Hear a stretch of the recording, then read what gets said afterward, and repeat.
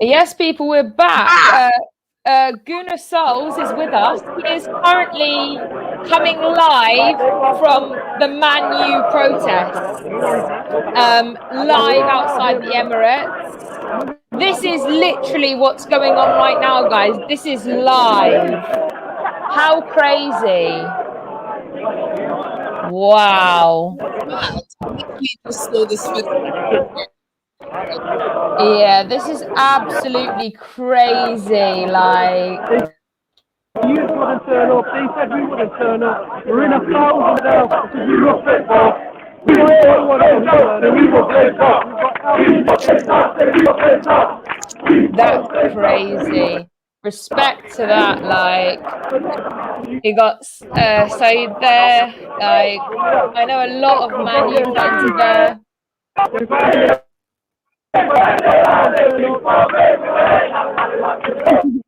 Wow, look at that.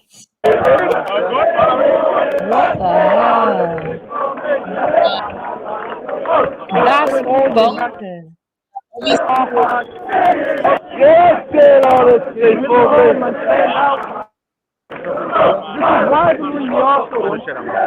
Yeah, there's literally, it looks, there's thousands of people there.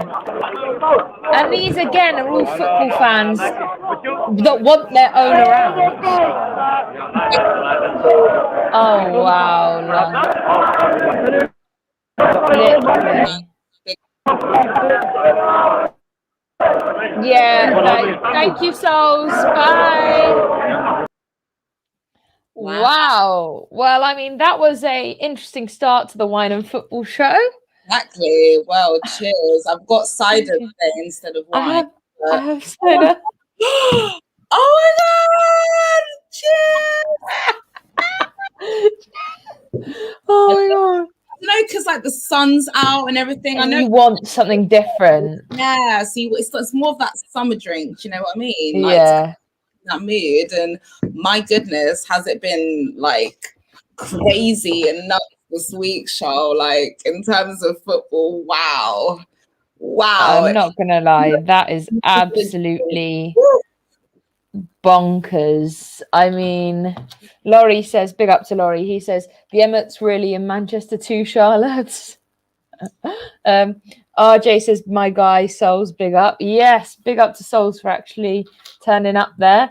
As a rival, I really hope this doesn't work, but as football fans, it's really good to see this. I agree. I hate my fucking club, Velvet Swan. We will get Bottle there. Jobs F. We will be discussing this, you know.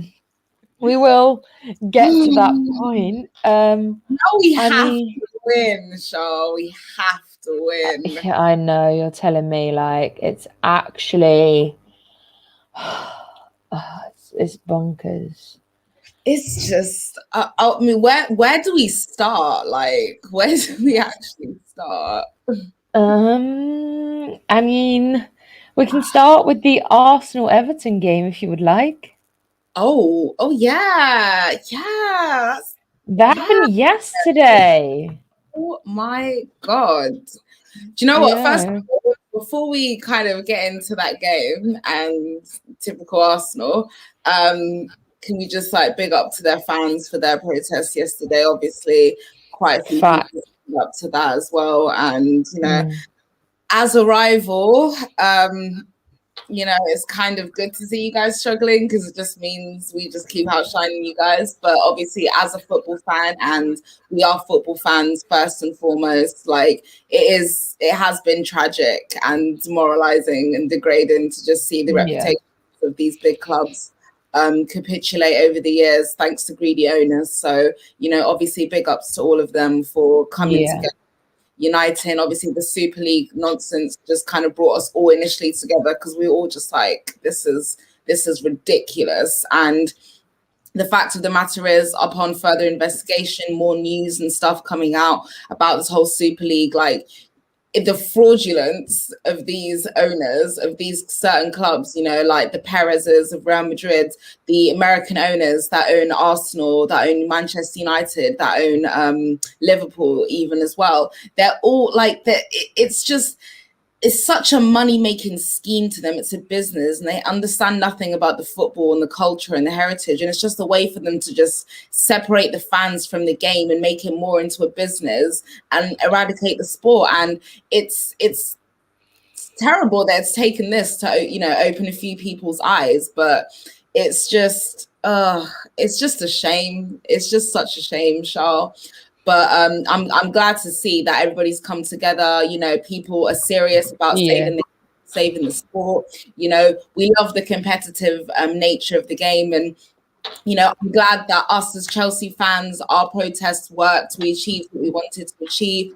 You know, unlike a lot of these clubs who are involved in the Super League, us in City, we're in a quite a unique position where we actually have owners who care about the club, who care about the fans, who've done a lot to build us up and give us the reputation that we have, and done a lot to kind of like maintain. Love it. Love that too. Maintain.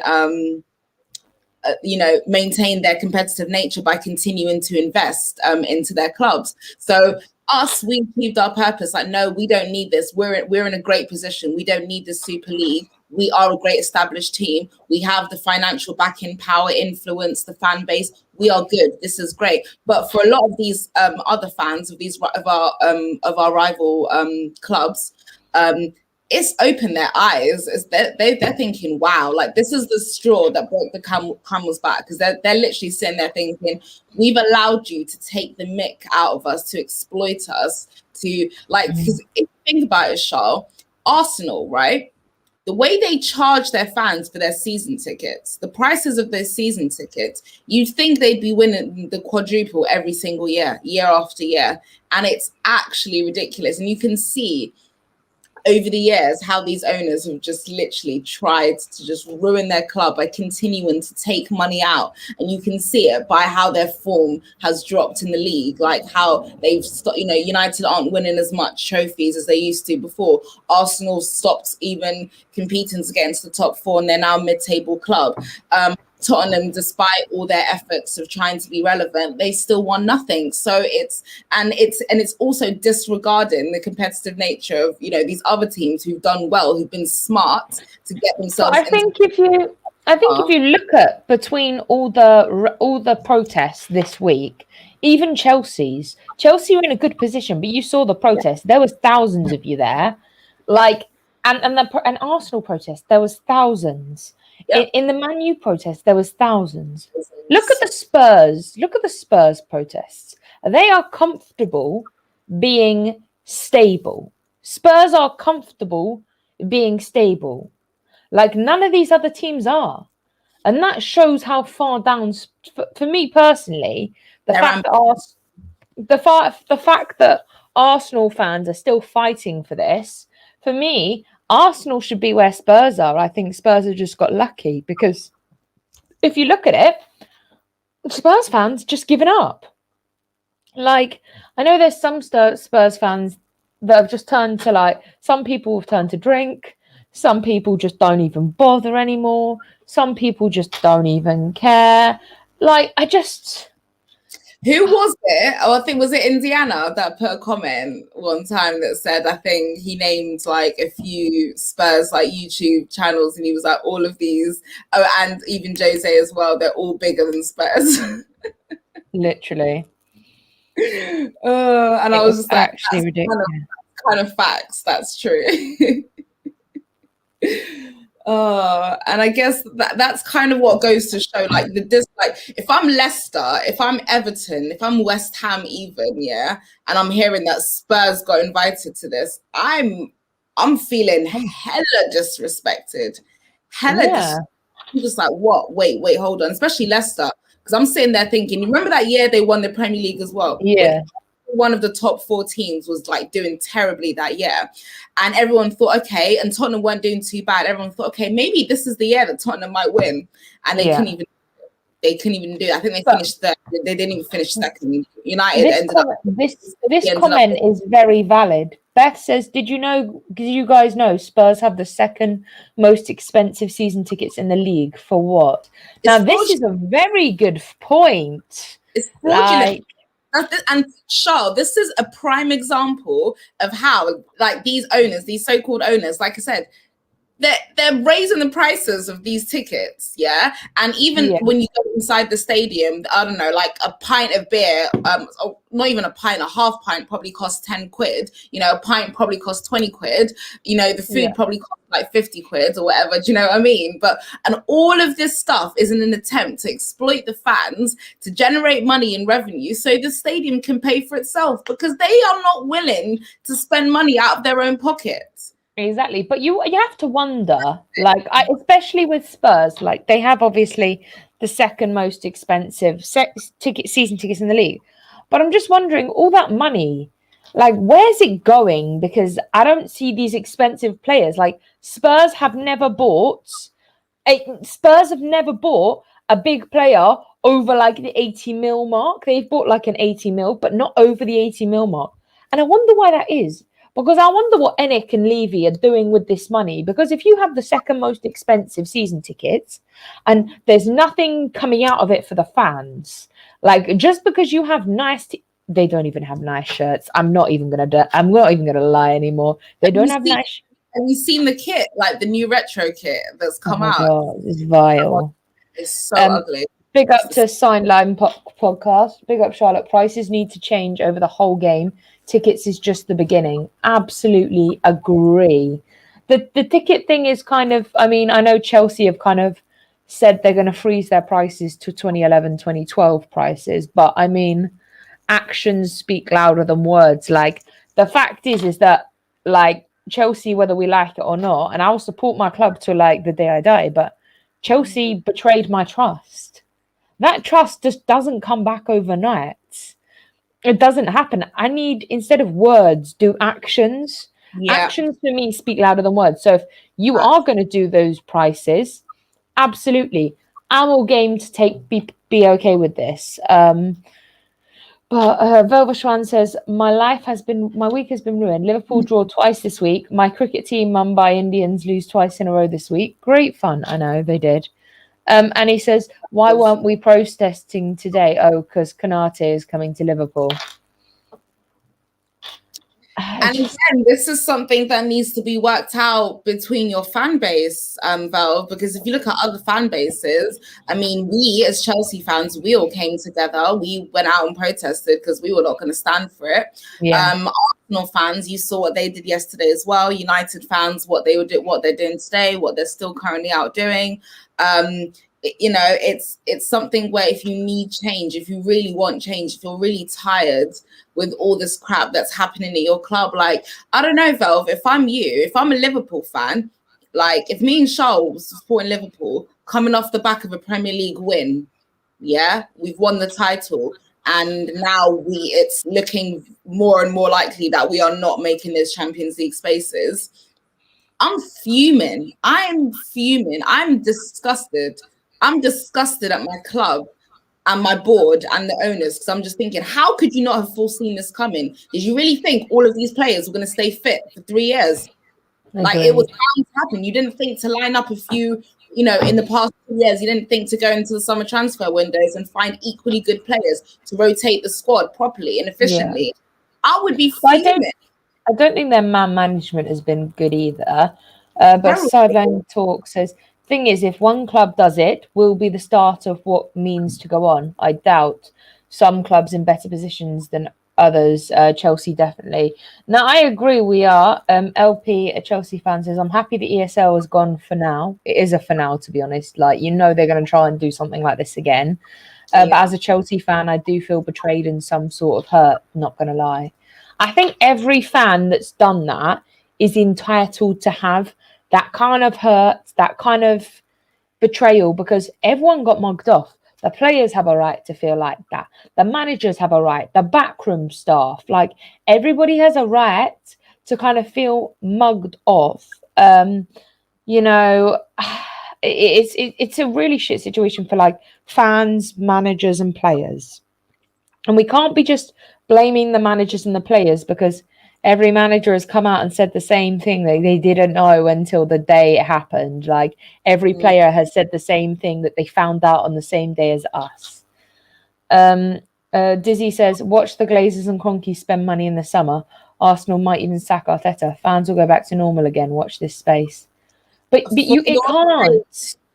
It can't go back to normal because you're basically just paper macheing over cracks. You can't cover a crack with paper and expect it to be normal. It's not going to be. You have to dig to the bottom of the crack and start rebuilding from scratch. Because this is what Arsenal have basically been doing for like years, even before Wenger left, right? Literally. He started, like, you can even say 2000, like maybe shortly after their failed Champions League final run. Like, that's when, you know, they started like selling their best players after the end of each season. You know, they started dropping off from competing to win the Premier League title to just barely trying to make it into the top four. Again, just selling off their best players. And when they would like buy players, it would just be like these unknown crappy players who were just nowhere near as good enough as the people who were in the positions before them. And it's just this ongoing like capitulation, and you could have seen it coming from time ago. And what they would do, they'd buy like maybe one or two like semi-decent players here and there, and that's exactly what you said is happening, Charles. They're papering over the cracks. They're putting like band-aids where you need to do a whole remodel. Do you know what I mean? Like, it's not gonna hold for very long, and very soon, like when it breaks, it's gonna just tumble. Do you know what I mean? So it like, one protest is not going to be enough, I'll be honest, because these guys are stubborn. They've been here for years. They've been doing this forever. You know what? Arsenal used to be one of the most profitable clubs. Yeah, not anymore. They're losing money constantly. They saw this as a money-making scheme, a way to just kind of keep on making money, right? What pissed me off is I heard this fan forum that Josh Kroenke had with his fans, and big ups to this guy Akil, because he silenced him. Like, he really told him where to go. And Josh had nothing to say. And I think one of the quotes that he responded with was, oh, the idea for the Super League is that, you know, we wanted to play the best teams and stuff because, you know, the Premier League has become, you know, it's one of those predictable leagues. He said it's predictable. I said, what? Excuse me? Leicester winning the Premier League, was that predictable, mate? No. And you know what? I feel like West Brom Super League 5-2, is that predictable? Yeah, but the Super League was created so the 7-2, is that predictable? Dickheads. But the Super League was created so that Leicester winning the Premier League, or a club like Leicester winning the Premier League, wouldn't happen again. Never. And that's the truth. And that's not me being a dick, because I think every team, whether you like Leicester or not, celebrated because they've done something they haven't done before. But I do want to go on to the Arsenal-Everton game now that happened last night. You know, obviously it ended Everton 1, Arsenal 0. There was some controversy. There really was. Obviously, Arsenal were awarded a penalty and then it was removed. And I'm not quite, you know, VAR is kind of becoming a little bit of a pain in my arse at the minute, because for me, everyone knows that Chelsea don't like, we're rivals. But I'm saying this as a rival, it didn't look offside to me. Like, it's just, where do the lines start and end, Shah? I really want to know which geometry expert, you know, software. Like, I really, because, you know, sometimes when they're bringing up the VAR on the screen, right? And we're sitting there and then like pull up the lines, and then you can see like where they're like dragging the lines and like they're trying to like, you know, square it with, and I'm just like, what are you doing? It's almost kind of like they're spinning it from every single angle, to literally make sure and ensure, that this line, that they are offside. Oh, okay. If you put the line here, then they're offside. But if you put the line here, then they're onside. And it's just like, what are you trying to do? Can you please explain to us where these lines start? I don't understand, because you'll see the lines pop up and then they'll move and then they'll start moving them. And I'm just like, what are you doing? What are you doing? But I think the problem is that with VAR, I think you need, for me, I've said this for a long time now, we need some kind of video, like some kind of like cartoon like style, or like some animation, that some like kind of animation that shows what is offside, what is onside, several views of that, like aerial view, side view. You know, we need to see handball as well. We need some areas where they need to show examples of what is handball and what isn't handball, what is onside and what is offside, because this is actually so ridiculous. Like the joke is absolutely, like, it's starting to be like Dizzy basically sums it up. I can't lie, I go into every match expecting VAR to make a mistake. That's not how people should be celebrating football. Which is such a shame. Yeah. Chelsea hoping Leicester win the league at the Battle of Stamford Bridge. Yeah, I remember that. It was like the only way we could be like relevant and important that season. So, and like you said, Charles, we were all there. We all felt the emotion.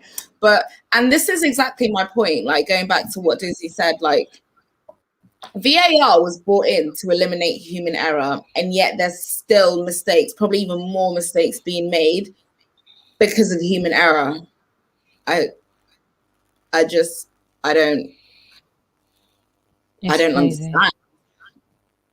I really don't understand. So it's just, you can't celebrate a goal because you're thinking, oh, it's going to go to VAR. And even when you think it counts, like, you'll go crazy thinking, oh my God, we've got the goal. And then it's just like VAR. Then they'll spend another couple of minutes, and then the tension, the anticipation. And then when they rule it out, you're just like, what? When? I just don't understand. And then there'll be those controversial moments when they give goals that you're just thinking, how was that given? How is that not ruled out? So it's just like you said, Charles, going back to like, there has to be some kind of clear instruction manual, some clear training, because there's so much subjectivity as to what is deemed a foul, what is not deemed a foul, what's a yellow card, what's not a yellow card, what's a penalty, what's not a penalty, you know, what's a sending off, what's not a sending off. It's just... I'm tired. I'm really It's exhausting. It's exhausting talking about the same, like having the same conversation about the same problems. Like, we've had the same conversation even like since the beginning of this season. Like, it's getting, sorry, the lineup has just been announced for the Chelsea game. Okay. Let's get it up. So it's Mendy, Christensen, Thiago Silva, Rudiger, Azpilicueta, Kante, Jorginho, Chilwell, Mount, Werner, and Pulisic. And Werner's we're going to lose today, guys, because Werner's playing. I told you Werner's going to play. I told you his pace, like, you know, like, if you need somebody to just run off of, like, you know, get away from the West Ham defense, like, that's what he offers you. He might not put it away, but I have to agree with Beth. I didn't think Thiago Silva was fit enough, but I mean, it is what it is. Beth, the man is human. Special. I'm actually quite happy with the Kante Jorginho. I feel like that's going to work better. I'm saying, as long as Kante is there. But, I mean, I'm happy with the. I'm still not over that Mount Jorginho pivot. Ooh, I think that's the worst. Pivot. Yeah, we don't need that. Anything is better than that. Like, but I'm happy that I was really hoping, for me, that our front three were going to be Mount, Havertz, and Pulisic. But like, for me, the problem I have is that when you have Werner up front, like, he's not capable of getting a goal. Chuck him out on the left, chuck him out on the right. But he's not. He's good at making the assists. But if you have someone in the middle who's central to getting that goal, and he's incompetent of getting, and I'm not being horrible, but right now he is incompetent of getting a ball in the back of the net, or he's struggling to, like, why should you put him there? Like, don't I get you're trying to boost confidence in that, It's but his pace. It's actually his pace. Like he does offer something, and I think I have said the assists. He does do the assists. yeah, His West little Ham are passes. the kind of team that will let us play. They're not going to be one of those low block teams where I would believe it's not worth playing Werner because he'll just be a wasted man on the pitch. But in this case, he will be allowed to play. And like you said, he might not score, but he might like make a run in behind, put a ball in, provide an assist for, you know, like a Mount or a Pulisic who will be like, he'll be there, you know, because they've got that goal poaching instinct, you know, especially Pulisic. Yeah. So provided he can stay fit, but you know, I'm not a big fan of Jorginho, but I'm okay. I'm okay with it because I think that has to be our best pivot, provided everybody who's fit and available. So yep, I agree. Beth, Tammy is he's on the bench today, so he's risen from the grave. But let's I will read our bench out now because I did not mention the bench. Obviously, on the bench we have Kepa, Alonso, James, Zuma, Gilmore, Havertz, Hudson-Odoi, Ziyech, and Abraham. I mean, Tammy's on the bench, but you know Tammy's not coming on. Like, I'm sorry, I'm not being horrible. But will come on before Tammy. The problem is that Tuchel doesn't like Tammy. There's a reason Tammy hasn't been playing. There's a reason that he's part of a squad, but he's never included. Like, Tuchel's not... Because I really think Tuchel would have loved Tomori. And I think he would have thrived under him. It's just such a shame that he was already like gone before we kind of had the chance. Hey, Fatur. How you doing, my man? Legend. Another one of the legends that was at our Chelsea protest. Definitely. Fatur was there from early. Yeah.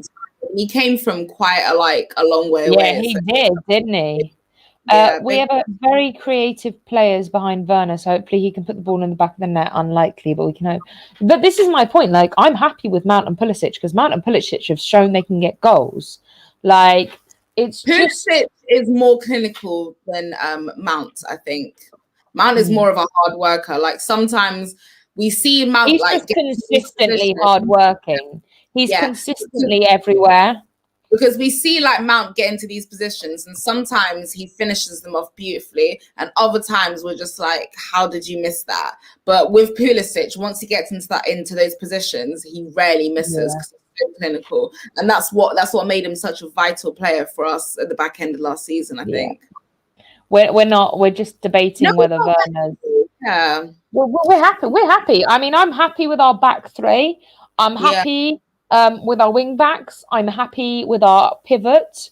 I'm happy with Mount and Pulisic. I know Werner's pace and that is the reason he's in today. I don't not want him to get a goal, but when you've had a player not get a goal and miss so many chances, it gets to the point where like I'd rather think negative. And if he gets a goal, the excitement I'm going to have and be like, yes, come on. You know what I mean? Like, then be positive and keep, because I've done the positive bit where I'm like, he's going to get a goal today. And then I just look like a mug because I'm like, yep, me again. Indiana's always trying to bet on Werner scoring. Yeah. That's why he hates him so much because he's like, this guy just keeps losing me money, man. Like, because he's thinking like, all of these games, you have to get at least the goal in this game. Like, it has to be this one, and it never is. I'm sorry, Indiana. Yeah, Beth says Aspie wing backing, though. Aspie wing backing. Yeah, that's true. Yeah. Give us Tammy. I'd rather him than our dusty, crusty Firmino. I just don't want... The only concern I have is just like... I just don't want somebody like Lingard just like running off of Aspie because he will land on the floor. And the only person we have to worry about, Beth, is Lingard for me. Oh, hold on. I've got the lineup. I have the lineup for West Ham. Oh, would you like the lineup for West Ham? We got Fabianski, Vladimir Kufal, Ogbonna, Diop, Balbuena, Fredericks, Souček, Noble, Fornals, Lingard, and Bowen. So I would say the threats there are Souček and Lingard, mainly Lingard. Bowen and Bowen's fast though. Jared Bowen's actually got pace on him. He may not be the greatest player, but he has pace. I worry a little bit in the sense where we know Thiago Silva's getting a little bit on, but I think he's experienced enough to know to foresee that. Yeah, I think Velvishwan says Bowen is a threat. Pace wise, absolutely. But and then we have a threat pace wise in Werner as well. So yeah, and we have Pulisic. We have Pulisic as well. If he can stay fit. I mean, I'm happy with the lineup overall. I think it's actually a decent lineup. We just need to come at them guns blazing. We don't need to be like, oh, let's just take our time. Let's take 30 minutes to get into the game. No, we have to come out guns blazing. Like we don't get a break this match because West Ham aren't going to be like, oh, Chelsea need 30 minutes to get into the game. Let's give them 30 minutes to make it an even game. That's not what West Ham are going to be thinking. They're going to be thinking this is a chance to get back into the top 4. Exactly. And right now we are in the top 4. We're not. Like, we're in. Oh no, yeah, we are because Liverpool drew. Actually, yeah. Liverpool drew. I was like, am I right? Yes. Hold on, let me check. Yeah, we are. Time as they were winning, we were in 5th place at that point, but because they ended up drawing, and obviously big ups to Joe Willock, big ups to Newcastle, and big ups to Kendall as well. Looks like you guys might be sleeping after all. I know. Because Newcastle are now in 15th position, which is good news for like Kendall, Sav, and all that lot because I would still love for their sakes as well. Like I know they were so desperate for Steve Bruce to go. I know they're so desperate for Mike Ashley to go. And while this is all going on, as well as I'd like to big up Arsenal and United fans and Liverpool fans, etc., for trying get their owners out as well. But obviously, I also want to big up Newcastle fans because they have been fighting hard, long and hard. I remember the protest they did. I think maybe it was like 2 or 3 years ago now. Just at the start of the season, where they formed a massive protest to before a game to try and get Mike Ashley out of the club. So the way the guy is just ruining the legacy of such a huge club, it's just so disappointing. And I understand how I understand the anger. I understand the anger. I understand Kendall's frustration. I understand South's frustration. I understand that all Newcastle. Well, I don't understand, but I can sympathize with you guys. Like, I don't fully understand, but what I do know is that, like, I support you guys in getting them out because it's just not good for your club. But Lanzi, West Ham fan goes, just seen the lineup, Frederick's masterclass. I just want to say, though, that obviously this is a must-win game for Chelsea. We are on 55 points. Both West Ham and Chelsea on the same points. We're only above you guys by goal difference. If we win this game, we're 1 point behind Leicester. 1 point behind Leicester. And we still have to play them as well. So this is in our hands. Like, it's our top 4 place to lose because these teams that are breathing down our necks, the Leicesters, the West Hams, we have to play them still. So, and we've seen them; they're still dropping points. So I think we have to also take into fact that Chelsea's next game is Fulham. Fulham are in. Actually, I think Fulham are actually to the point where they. Fulham have got to the point where I think they're going to be relegated. To me. I think Fulham are going to be relegated because Brighton are playing Sheffield, and Sheffield already relegated, so it looks like 3 points for Brighton in that game. Exactly, but the Burnley are 6 points ahead. That's Burnley 2 games. That's 2 games. No, I know. Hold on, I want to see. I now want to Google Fulham's games and. Fulham. I want to see what the difference is. You do Fulham's games. I'll do Burnley's remaining fixtures. Yeah. So Fulham have Chelsea, but they have to play Burnley on the 10th of May. They have to play Burnley, They've got Fulham have got an awful run. They've got Chelsea, Burnley, Southampton, Man United, and Newcastle. Oh, they'll beat Southampton. I don't know about the others though. That's Yeah. It's not a great thing. What have Burnley got? Over to Lambs for the commentation of Burnley. How many remaining games? I think There's 6, isn't there? Yeah. Hold on. 1, 2, 3, 4, 5. 5 for Fulham, but Fulham have already played. So yeah, 5 games left. Okay. So they have Wolves tomorrow, then they have West Ham, then they have Fulham, then they have Leeds, Liverpool, and Sheffield on the last day.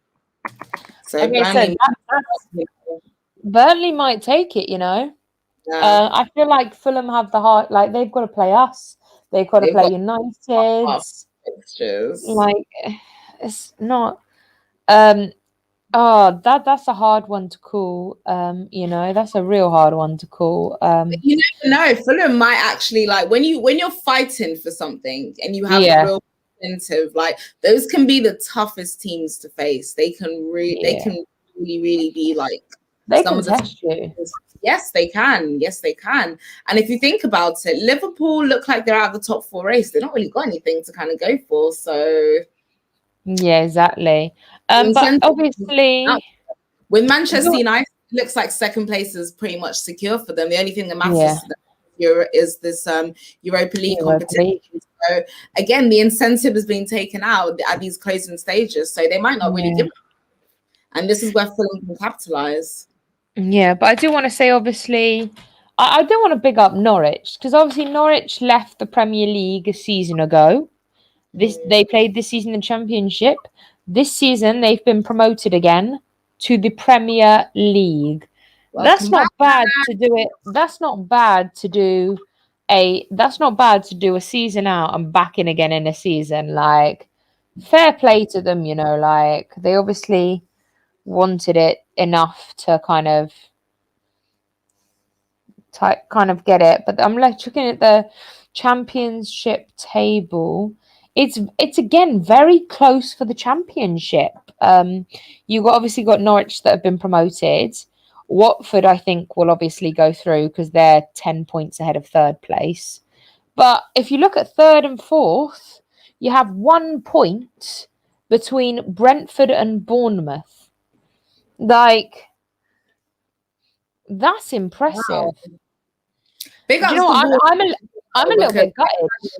They had like a real terrible time in the back end last season. I felt so bad for them, honestly. But so congratulations. I really hope, I don't know, like, but I like Brentford as well. That's the thing. So I need Swansea. I need Swansea to go up, to be honest. I was like, Swansea are actually only 2 points behind thirds. So it is literally well, yeah, because then I can actually go watch Chelsea locally. When Chelsea come and play, I can be everyone's fan favourite because when people come down to Wales, I can see everybody. Like, yeah, you think I'm playing? That's true. That's true. I feel you. But it's just like you've got Brentford on Swansea. Literally, like Swansea's only like 30 minutes away from me. I remember when Swansea were like they used to be in the Premier League, man. They used to be one of those teams they used to kind of root for as well. Yeah, I preferred it when Cardiff were in the Premier League. It was easier because Cardiff's like 10 minutes away from me, so it's actually easier to get to Cardiff. They were terrible, weren't they, in the Premier League? No, I know, but it's only so I could watch my team locally. It's not even about like whether I like Cardiff or not. It's just so I can watch Chelsea locally. Like, can you imagine like the atmosphere when the game is over, leaving the stadium, like all the local like Cardiff fans just looking bare angry and depressed, and you just walking out with a massive grin on your face? Yeah, I did that last time when Cardiff were had to come play us. Is it not 2 seasons ago? And yeah, I walked out happy as Larry. I was like, Chelsea, Chelsea, Chelsea. Everyone's just looking at me like, I see you. And they were like, well, why don't you go back to London? I was like, can't I live in Barry Island? They were like, what? I was like, yeah, I live in Wales. Like, sorry. They're looking at you like, oh, this traitor. Oh, you are one traitor. You. That's literally what they're thinking, honestly. I ain't changing my team for nobody. Sorry, not sorry. God. What do you think? Should we talk about Liverpool then? Oh yes, please. Let's get on to the Liverpool Newcastle game. For my just before we do that, just want to say it should have finished 2-1 to Newcastle. Yeah, well, yeah. Well, actually, in a way, it probably could have finished like 6-2 to Liverpool. Some of the chances they were missing, mate. My goodness gracious me. I mean, I'm not gonna lie. Like it was an absolute shit show. Like Shall it was. I'm just gonna pop to the loo. No problem. You know, obviously we had the Callum Wilson chance. Liverpool obviously having an absolutely ridiculous amount of chances. And Landers right, it should have finished 6-2, but it did not. It finished 1-1, leaving Liverpool 6th position. Now we're going to go onto the table now and have a look at this Premier League table, because Liverpool are on 54 points. They are Spurs are behind them by 1 point. Everton by 2 points. You know, it's a little bit embarrassing, to be honest. Liverpool had so many opportunities and so many shots that they just didn't take them. What does it say? It says, Landsy says, Craig Dawson isn't playing. So we won't score an own goal. Yeah, that happened last time. Velvet Schwanz's our clinical player is Origi. I mean, that's debatable, to be honest. Jota's worst game in an LFC shirt. Firmino, same old Manny, shocking, Salah, right. Big up Steve Cooper. He's doing wonders at Swansea, coming from being our under-23s coach to upcoming Premier League manager. Yeah, I have to agree. That's a fair point, you know. Steve Cooper was Liverpool's under-23 coach and is now coaching Swansea, who actually are only 1 point off 3rd place. So, you know, it's going to be close. Belbashwan says, we had more shots than when we beat Crystal Palace 7-0. Shocking. Wow. What shocked me about this game, because I was kind of watching it, I had it on in the background. I was just like, what the hell? How I'm sorry. The fact that you had all of those chances and they didn't win the game, they only have themselves to blame. And this is just typical Liverpool, because you saw this in the second leg against Real Madrid. Like, what the hell? You had your chances, yeah? You can't say that you didn't have, like, they could have won that game. They could have progressed. Hell, we could have been facing them in the Champions League semi-finals, but they failed to capitalize on their chances, as they do in so many games. They completely dominate and they don't do anything in the final third. It's just so, and it's just, I mean, if you were a Liverpool fan, Velv, like, I get it. I would be frustrated. I would be pissed. I would be fuming, because if you have that many chances and you're still dropping points, you're still losing games, you're still getting knocked out of competitions, you have yourself to blame.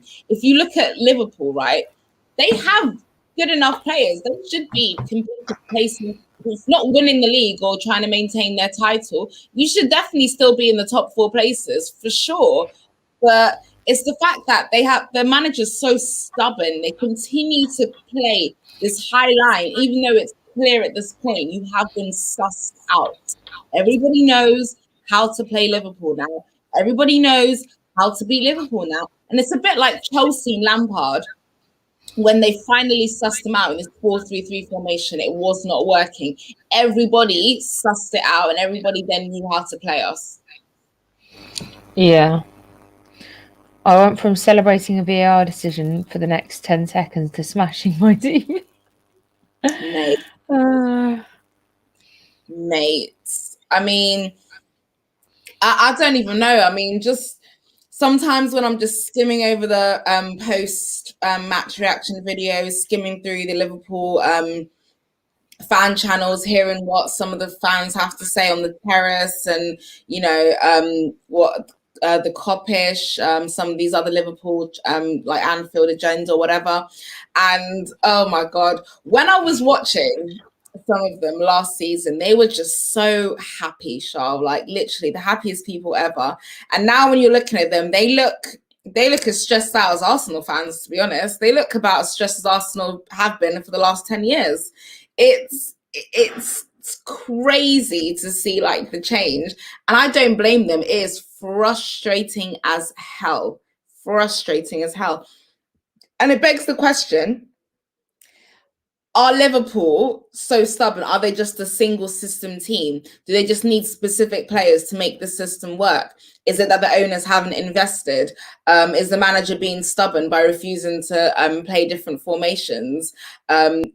Are they just not being clinical enough? Is it a mentality thing? Do they need their fans? Like, there's just so many questions that need to be asked about Liverpool. But honestly, like, big ups to Newcastle, because at these later stages they've had a horrible season, frustrated the hell out of the fans, but still the players are digging in deep and doing what they can to survive. And again, Liverpool, you have yourselves to blame. Big ups to Newcastle, getting a well-earned, deserved point that's going to help them in their battle to safety. But Liverpool, you shot yourselves in the foot. Should have won that game so comfortably, so easily. It's yeah. No, I agree. It's just it's an interesting one, to be honest.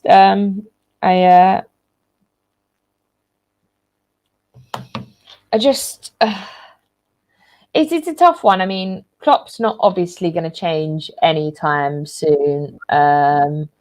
Velveshwan says this game wasn't due to system. We changed it up. We should have won. Thiago and Kabak were the best players. My problem is he was really great. I just think that it's absolutely like, I don't really know. I think maybe you need to get rid of a lot of players because you've got to a point now where you need to change it up. And if you can't change it up, and you can't maybe upgrade your players, because there has to be a little bit of a cycle where you bring some new players in, because like your average team is not young. Like, a lot of your players are from the age of like 27 to 34. Yep. They're not young players anymore. Like, you haven't got many upcoming, and I think that's a little bit of an issue. You have to use, reuse, and then recycle. And if you can't recycle, then that is a problem. This is sound like a bit of a politician. I'm like, yeah, you just need to reuse and recycle. But I guess this is why they're picking up all of these injuries. They've been playing such a fast-paced, style of play. They've been operating that consistently for like the past 3 years. It was bound to catch up to some of these players. Like you said, they're getting on in age. Their fitness levels are not going to be the same. You know, you're not going to be able to maintain that level of fitness consistently, year in, year out. It was bound to catch up to them. They had no real plan. Okay, once these players got injured, who was going to come in? And now look, they're playing they're bringing up players from the youth academy, placing them into these positions, putting a hell of a lot of pressure onto them. They really just don't need at this young age. And it's a shame, but that's Liverpool's business, isn't it? It is. I definitely think they need to get rid of Trent Alexander-Arnold. He's definitely on the top of the list to jog on. Because he's just overrated. I personally would be getting rid of Salah and Mane as well. Wijnaldum. Mane, maybe. But I think you need to get rid of both. So let's be realistic. Salah and Mane, perfectly capable last season. Now what's happened? Where are they? They're choosing not to turn up. There's a difference. Because you saw them play different in the Champions League up until the last game. That they actually played like a normal Liverpool, not like the best Liverpool team, but they were showing up. And they've chosen not to show up. After they were given Real Madrid, they chose not to show up. They chose not to show up in the Premier League. So I'm wondering if maybe they're choosing not to show up because they want to be gone. Because you can't go from that much of a good player to being an absolute shit show in the space of what, like a couple of months to the season. Like it doesn't work like that. Really disappointed with Mane in particular, because despite how bad Liverpool have been this season, if anything, any person that's still kind of trying to save the front line and coming up with vital goals here and there is Salah. So Firmino has been like very underwhelming. Mane has been shocking this season. Like, and it pains me to say this because he was exceptional last season. He was banging in goals left, right, and centre. He was so clinical on the ball. But this season is a shadow of a cry compared to the player that he was last season. And I'm shocked because I'm just thinking, how can somebody decline? How can you go from being a Premier League winner to barely playing at like a mid-table club level? You know, it's just, it's disappointing. And I really just, I don't like the capitulation. It's just, I don't know how you can explain it, really and truly.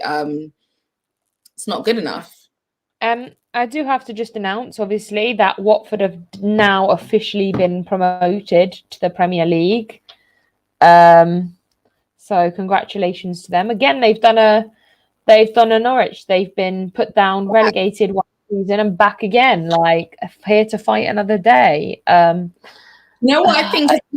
Clubs, I think the pandemic has helped. Like, not having fans around and stuff means that they may have lost a bit of money by being relegated, but so have the other teams that are still currently in the Championship as well. And because fan activity and stuff hasn't been going on around, they've probably maybe been able to hold on to most of their players. So yeah, no, I agree. I think those two teams deserve it, to be honest. They're going to get a bit of a money boost as well, getting back into the Premier League. It gives you that money boost. There is more money involved. And you know what? This is what I like about the Premier League is these teams that have been struggling in the Championship have a chance to get more money when they're promoted. And I like that. I enjoy that. I think it's what's needed, to be honest. I would like to see them stay a little bit longer than last time, but we'll see. But I mean, it's not like Norwich are 10 points ahead of them still. So it's an interesting one that both first and second are 10 points away from their second and third place perspectives, which is obviously showing how good they both are to have wanted it this badly. But yeah, so Watford and Norwich have been promoted. It's now kind of seeing who gets third place. And that's the playoffs, which we are going to be very, very excited to see. Yes, I'm very excited about that. Again, this is what things like the Super League is taken away from. Do you know what I mean? The fact that these people get to play in these they got to, play for these promotion places. They get to have a chance to be in and around, facing Spurs. And they get to be around the money as well. They get more money as well. Exactly, they get more money for broadcasting rights, because when they're on Super Sunday playing Manchester United, you know what I mean? When they're on Monday Night Football, when they're on the midweek games, all of these different broadcasting companies, they get more money from that as well. So big ups to them, and I'm really happy and pleased for them as well, because again, this is what was about to be taken away from football, giving these newly promoted teams the chance to get money to reinvest into their squad to get themselves up to those competitive levels. Do you know what I mean? Yeah. Once you newly get promoted, the first aim is to kind of like, not get relegated, stay in the Premier League for a little bit. And then with smart investment, good recruitment of players, great man management as well, you can start thinking about climbing to different places depending on your form and performances in the league. You can think, okay, maybe we can start trying to aim for those mid-table positions. Maybe we can try and go for the Europa League next season, possibly even the Champions League, but we'll try and go for the Europa League. Just keep on pushing, give yourself more and more incentive. And you never know, you might get to that point that Leicester got to. And now Leicester are an established European competitive team. So, and this is what it's all about. This is what we want to see. Muted. I knew that. I was just testing you. Lambs passed the test. I was testing my brain as well. My brain failed. Lambs' didn't. I was sitting there drinking. I was like, Charlotte's lips are moving, but I can't hear nothing. I was just like, should I tell her that she's muted, or like maybe she's on the phone or something, or she's sending a voice now? No, I can't. But this is what I like about the playoffs and also the FA Cup.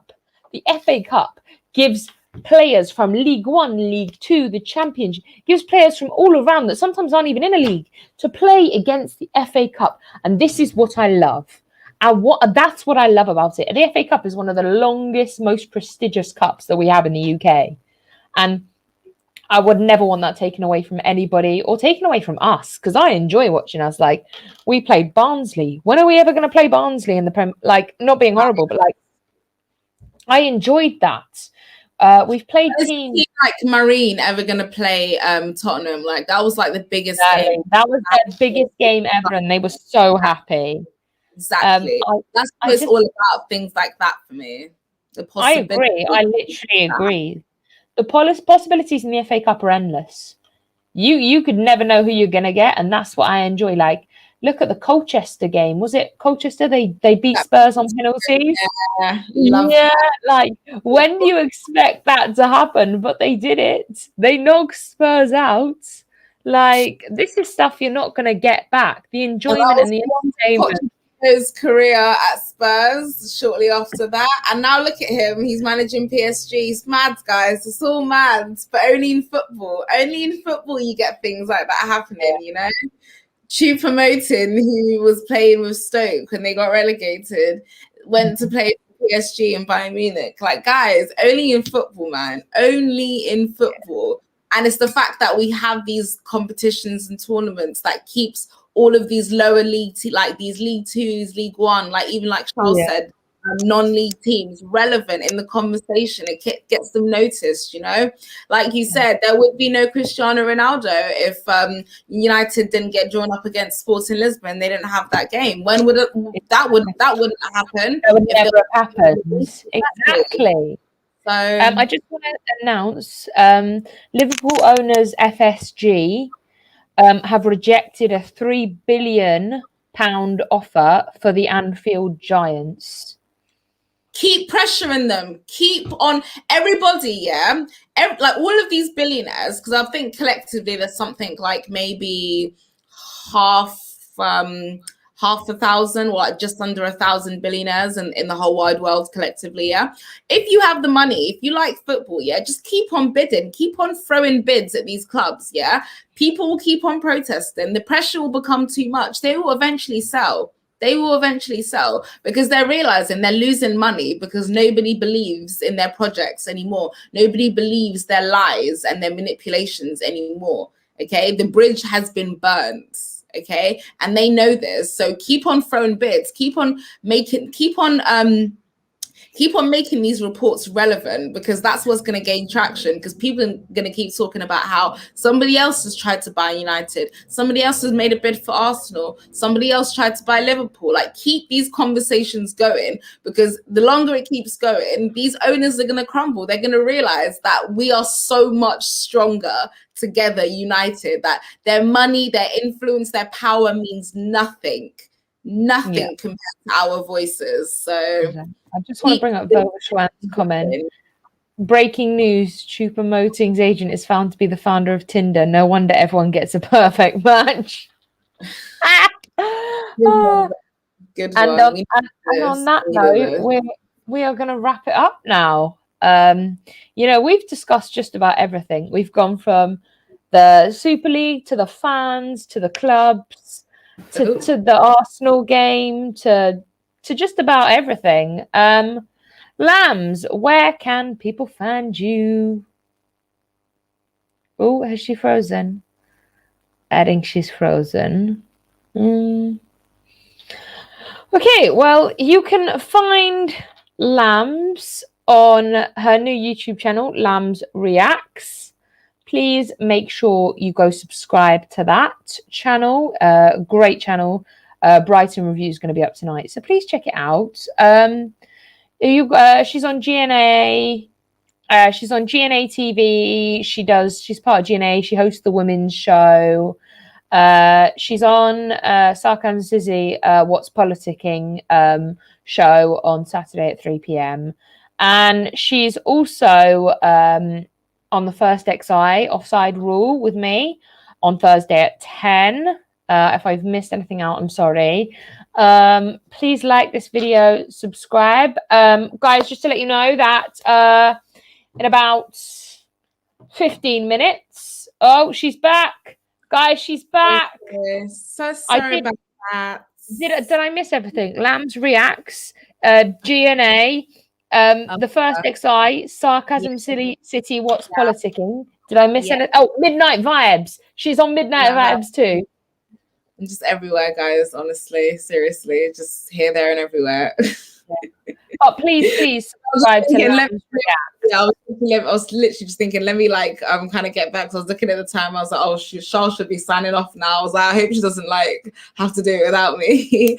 But please subscribe to all of that. Subscribe to this channel, Strong TV. Like the video as well. Share it. And actually, fair enough. Fair enough. But I'll be uploading my post-match reaction about the Brighton game and everything else that's been going on this week, because it's more about that than the Brighton game, because that game was... And then shortly after that, I'll be uploading my a few days later, post-match reaction video to this match against West Ham. So please, Chelsea, do not let us down. Yeah, guys, please subscribe to Lambs Reacts. Great content, great channel. Please check it out. Guys, we will see you in about 15 minutes, because I'm going to be doing a watch along for the West Ham game. So we'll see you in a bit. Take care, guys. Oh yeah.